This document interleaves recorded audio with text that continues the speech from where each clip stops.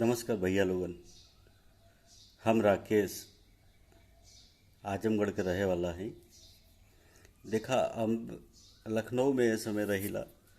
यहाँ जमीनन का बहुत ज़्यादा काम सब लोग करत ह। आयल रहनी एक दिन जमीन लेवे खातिर, तो उनमें हमके कई चीज़ पता चलल, तो हमके लगल कि हम अपने पूर्वांचल के भाइयों के बताई, ताकि उनके कबो जमीन लेवे के होखे लखनऊ या इर्द गिर्द तो उनके पूरी जानकारी होखे।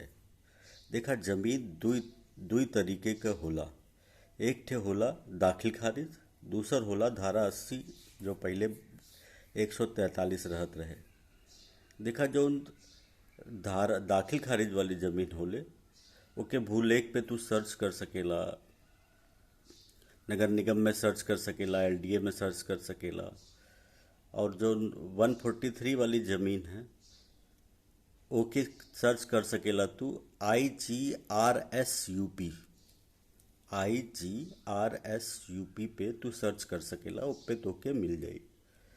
देखा भूलेख पे जौन जमीन दाखिल खारिज होला वो दाखिल खारिज खेती के जमीन होला, खाली उस पे खाली खेती के जमीन के दाखिल खारिज होला।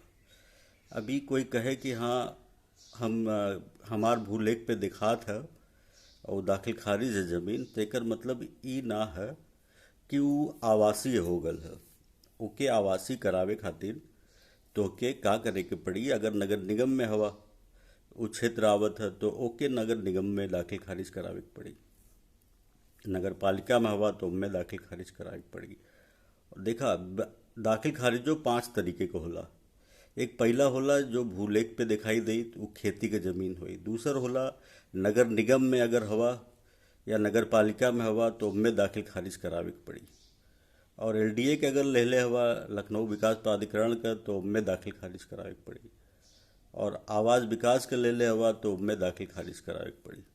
और कोनो व्यापार खातिर लेत हवा तो ओके व्यापार वाले में जाके करावे के पड़ी। विकास प्राधिकरण वहू है औद्योगिक, उनमें करावे के पड़ी। और अगर कोनो गाँवे के जमीन खरीदले हवा जेकर कोनो पेपर ऊपर ना हो, ज़्यादातर गाँवे के लोगन का पेपर ना होला, ओकर दाखिल खारिज होइबे ना करेला।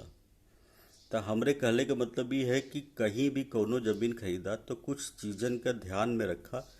खाली देखा अब दाखिल खारिज होइले से आपके जब भूलेख पे दिखा था तो ओकर मतलब ई ना हो कि वो आवासीय हो। अगर मान ला वो जमीन तू ले लेला, दाखिल खारिज हो, सब ले लेला, लेकिन लेहले के बाद तोके नगर निगम, नगर पालिका, नगर परिषद जहाँ भी जौन भी क्षेत्र में आवत हो उनमें जाके तोके अपन नाम चढ़वावे के पड़ी। भूलेख पे तो खाली वो दिखावेला कि जैसे पहले चलत रहल लगान। भूलेख पे का होत रहल कि जैसे मान ला खेती की जमीन केहू खरीद ले, चाहे स्क्वायर फीट में खरीद ले चाहे जौन खरीद ले, अगर वो खरीद ले है तो ओके का है, ओके देख ये बतावे के पड़ी कि भैया पहले ई रहना एकर मालिक, एकर लगान देते रहना, अब इनकर नाम काट के हमार चढ़ा दा, अब एकर टैक्स आगे हम देव, जौन भी टैक्स लगत है। ये समय तो लगान माफ है, सब कुछ है, लेकिन ओके खाली भूलेख पे वह दिखाई देवेला जौन खेती के जमीन होला। ओके नगर निगम, नगर पालिका में जरूर करावे के चाहिए। अगर घर बना के रहे के है तो, या फिर धारा 80 करावे के पड़ी। ज़्यादातर लोग ये कहे ना कि धारा 80 हरिजन के जमीन का होला। ऐसा कोनो जरूरी ना है कि धारा हरिजन खाली 80 में होला। हाँ, धारा 80 हरिजन की जमीन करावल तो बहुत जरूरी है, कोई नियम कानून है ओकर, ओके तहत वो होला।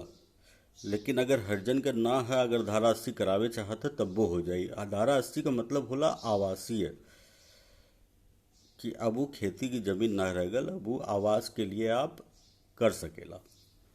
तो हमरे कुल कहले का मतलब ये है कि कोनो जमीन ला लोगन लखनऊ या इर्द गिर्द तो ओकरे बारे में जरूर जांच पड़ताल करला कि का है कैसन हो।